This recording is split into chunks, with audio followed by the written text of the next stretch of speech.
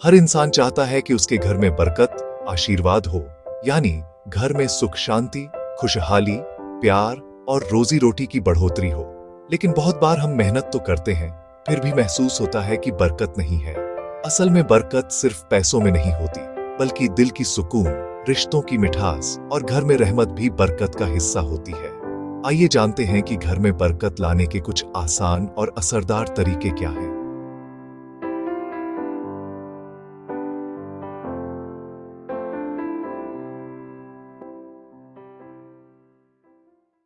घर में बरकत की सबसे पहली कुंजी नमाज है।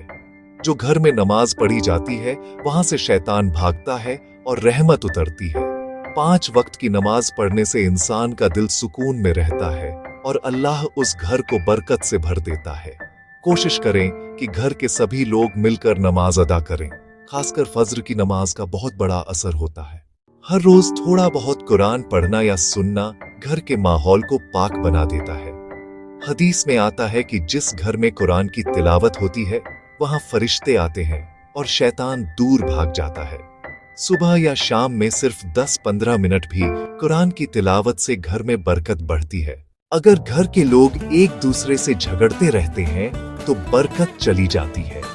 अल्लाह ताला ऐसे घर में रहमत नहीं भेजता जहां दिलों में नफरत हो।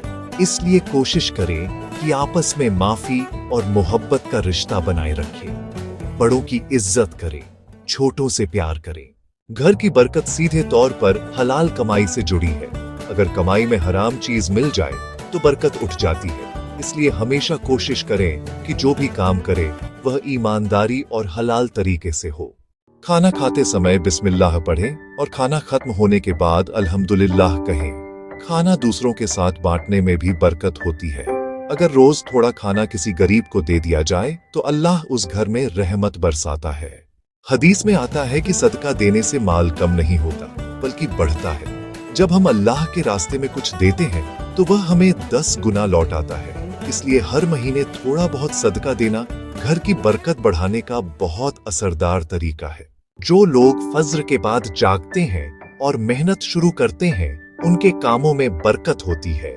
नबी ने दुआ की, ऐ अल्लाह, मेरी उम्मत के सुबह के वक्त में बरकत दे। इसलिए देर तक सोने की बजाय सुबह उठकर काम करना बरकत का बड़ा राज है। घर में बरकत सिर्फ दुआ या तावीज से नहीं आती, बल्कि अच्छे अमल, नमाज, मोहब्बत और हलाल कमाई से आती है।